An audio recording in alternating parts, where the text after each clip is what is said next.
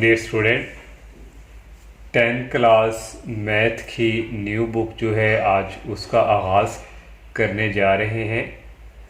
और ये book student अभी फ़िलहाल मार्केट में अवेलेबल नहीं है।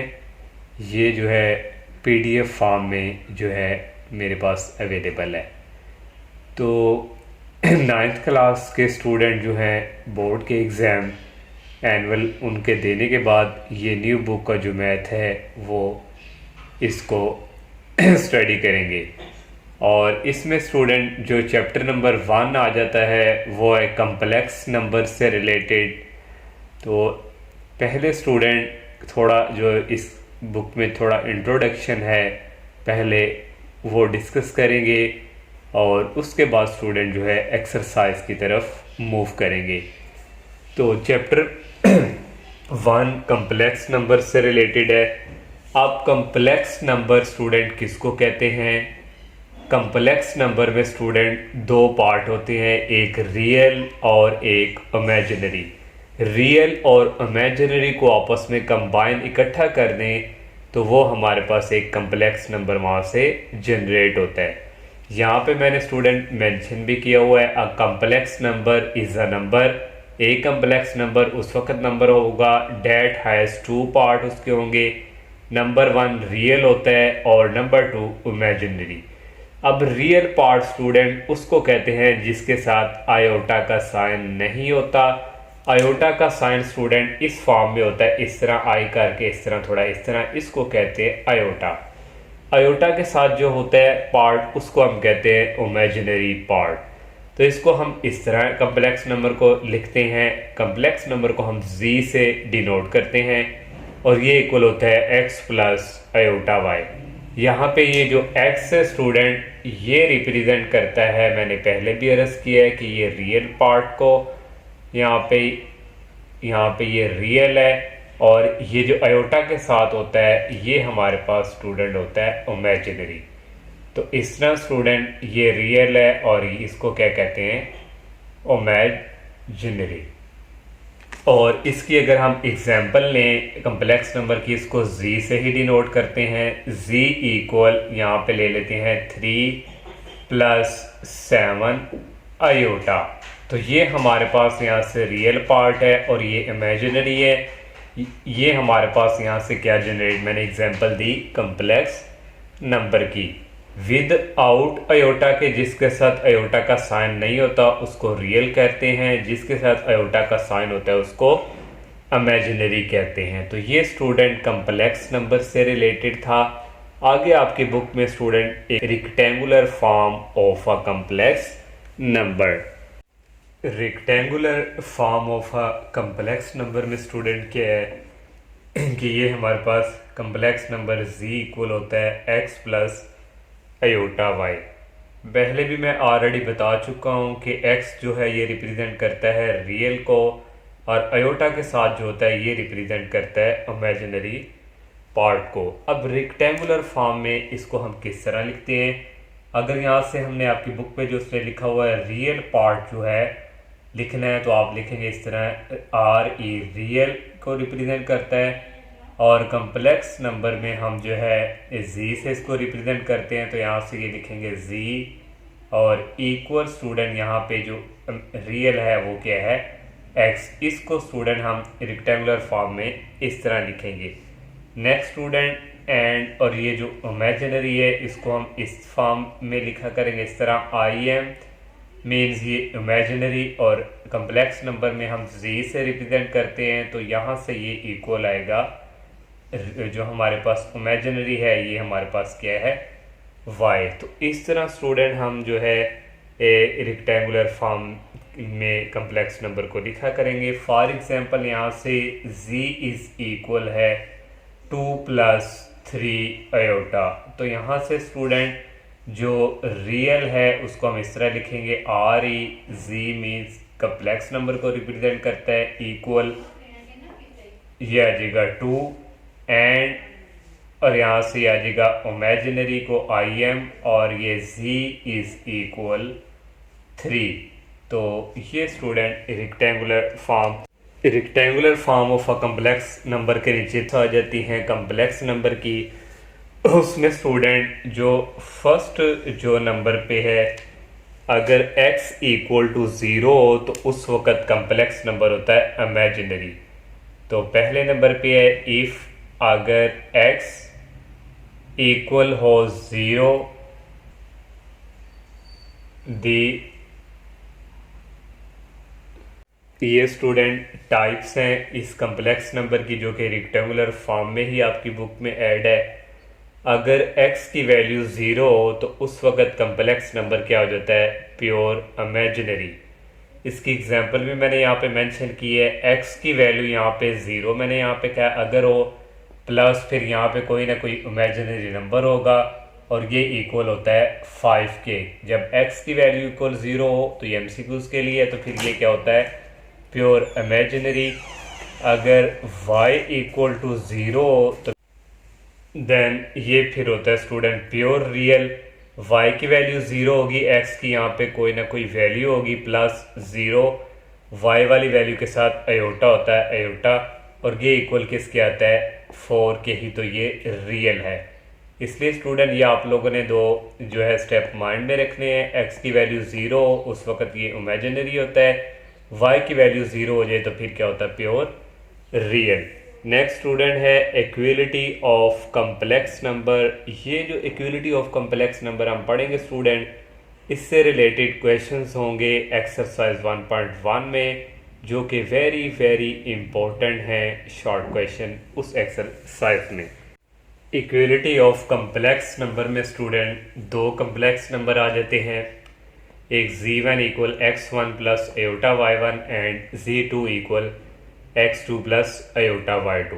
ये इक्वल कब होंगे, इससे रिलेटेड मैंने पहले भी आपको बताया कि क्वेश्चंस आएंगे एक्सरसाइज में जो कि एग्जामिनेशन के पॉइंट ऑफ व्यू से भी वेरी वेरी इंपॉर्टेंट उस एक्सरसाइज में इसी टॉपिक से रिलेटेड क्वेश्चंस होंगे। तो ये स्टूडेंट उस वक़्त जो है इफ़ यहाँ से जो इमेजिनरी है ये इमेजिनरी के इक्वल हो, ये वाला x1 इस रियल के इक्वल हो, x1 इक्वल x2, और नेक्स्ट जो है इमेजिनरी जो है ये इमेजिनरी के इक्वल हो एंड y1 इक्वल y2। तो ये होता है student equality of a complex number. Real वालों को रियल के इक्वल रखना है और इमेजिनरी वालों को इमेजिनरी के इक्वल रखना है। फॉर एग्जांपल स्टूडेंट जो आपकी बुक पे ही एग्जांपल है, alpha plus iota beta equal -2 plus 5 iota. अब यहाँ से रियल ये अल्फ़ा है और यहाँ से लेफ्ट साइड पे ये है, इसको रियल को रियल के equal alpha is equal -2 and imaginary है बीटा इक्वल है 5 के। तो इस तरह स्टूडेंट हम जो है इक्वलिटी ऑफ कम्प्लेक्स नंबर को इस फॉर्म में लिखते हैं। तो ये इक्वलिटी ऑफ कम्प्लेक्स नंबर जब क्वेश्चंस आएंगे एक्सरसाइज के, वहाँ पे लिखा होगा x और y की वैल्यू फाइंड करें, वहाँ पे जो रियल वाले होंगे उनको रियल के इक्वल रखेंगे और जो इमेजिनरी होंगे उनको इमेजिनरी के इक्वल रखेंगे। अब स्टूडेंट इसकी जो एक्सरसाइज है हम उसकी तरफ मूव करते हैं। एक्सरसाइज 1.1 का फर्स्ट क्वेश्चन है स्टूडेंट, सिंप्लीफाई द फॉलोइंग। ये अयोटा की फॉर्म में इनको सिंप्लीफाई करना है। तो एक स्टूडेंट आप लोगों ने माइंड में रखना है कि अयोटा जो स्केयर हुआ करेगा, अयोटा की 2 वैल्यू ये इक्वल होती है -1 के। ये रिजल्ट को माइंड में रखेंगे और क्वेश्चन जो है वो सॉल्व हो जाएंगे। और ये स्टूडेंट आपने हर क्वेश्चन में ये कोशिश करनी है कि अयोटा की स्केयर बने।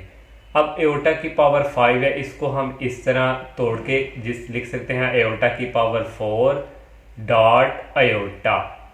ये दोनों सेम हो तो पावर इनकी ऐड हो जाती है, इसकी 1 है, जब इनको करेंगे तो ये होगा अयोटा की पावर 4 प्लस 1 जो कि इक्वल होती है 5 के। इसलिए स्टूडेंट इसको हम इस तरह तोड़ के लिख सकते हैं।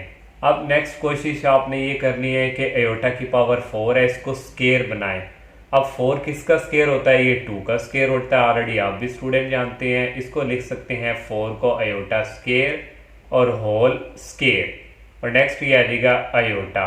अब मैंने यहाँ पे ऑलरेडी बताया आयोटा स्केयर इक्वल होता है -1 के, तो यहाँ से स्टूडेंट ये इक्वल आ जाएगा -1 और यहाँ से आ जाएगा होल स्केयर और ये आ जाएगा डॉट आयोटा। -1 को 2 टाइम मल्टीप्लाई करवाएं तो ये स्टूडेंट आता है 1, तो ये आयोटा है। आयोटा को 1 के साथ मल्टीप्लाई करवाएं तो ये स्टूडेंट आता है आयोटा। तो इसको स्टूडेंट सिंप्लीफाई कर लिया।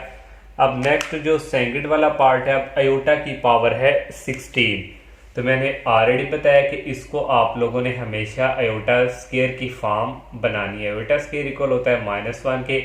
अब 16 2 के टेबल में है, 2 को 8 से मल्टीपल करवाएं तो ये 16 आता है, तो इसलिए इसको लिख सकते हैं आयोटा स्केयर और इसकी होल पावर 8, क्योंकि 2 को 8 से मल्टीप्लाई करवाएंगे 16 आता है। आयोटा स्केयर ऑलरेडी हम जानते हैं ये इक्वल होता है -1 के, ये आ गया -1 और होल पावर 8।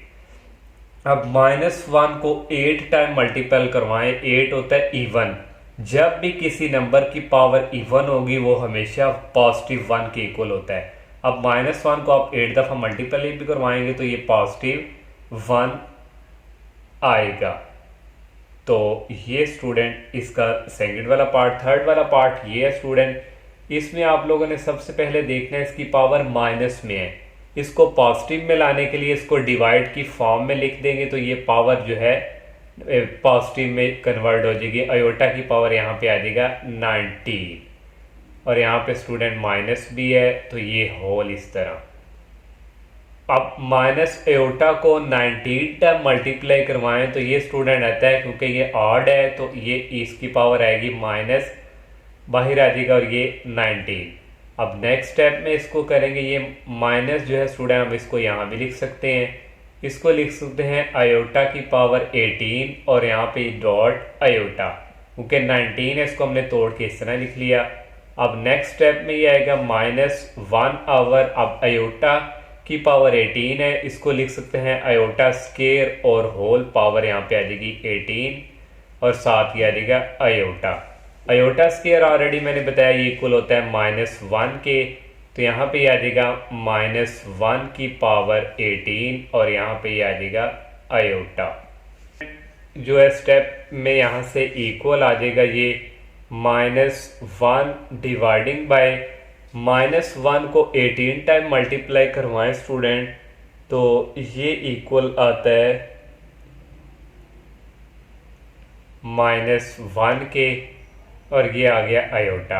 अब माइनस और ये माइनस हो जाएंगे पॉजिटिव। सॉरी स्टूडेंट यहाँ पे बाय मिस्टेक है, क्योंकि 18 है, 2 को मल्टीपल करवाएं 9 से तो ये आता है 18, तो यहाँ भी स्टूडेंट आ जाएगा 9 और -1 को 9 टाइम मल्टीप्लाई करवाएं तो ये आता है -1, ये माइनस और ये माइनस प्लस हो जाएंगे और ये इक्वल आ जाएगा 1 ओवर आयोटा। अब ये डिनोमिनेटर की फॉर्म में है तो इसको हम स्टूडेंट जो है रैशनलाइज करेंगे। रैशनलाइज कैसे होता है, मल्टीप्लाई निशान और ये अब आयोटा ही है, इसी से मल्टीप्लाई करवाते हैं और इसी से डिवाइड करवाते हैं। कभी भी डिनोमिनेटर की फॉर्म में आयोटा नहीं होना चाहिए। इसको मज़ीद सॉल्व करेंगे।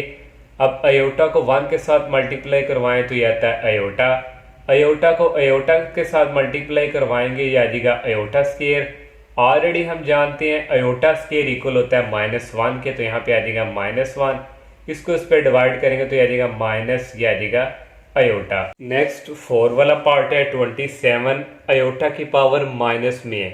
जैसे स्टूडेंट इसकी पावर भी माइनस में थी, पॉजिटिव में कन्वर्ट करने के लिए इसको डिवाइड की फॉर्म में लिख लेते हैं। इस तरह स्टूडेंट ये आयोटा की पावर नेगेटिव है तो इसको पॉजिटिव करने के लिए इसको नीचे शिफ्ट कर देंगे, ये हो जाएगा आयोटा की पावर, अब हो जाएगी नीचे जाके ये पॉजिटिव। अब नेक्स्ट आ जाएगा इक्वल, ये आ जाएगा 27 और इस आयोटा की पावर 27 है। अब मैंने पहले भी अर्ज किया स्केयर बनाना है तो इस 2 को फिर मल्टीप्लाई हम करवा देंगे 13 के साथ, तो 26 को इस तरह लिख सकते हैं 2 × 13। तो आयोटा स्केयर ऑलरेडी हम जानते हैं ये इक्वल होता है -1 के, आयोटा स्केयर की जगह आ गया -1 और इसकी होल पावर आ गई 13।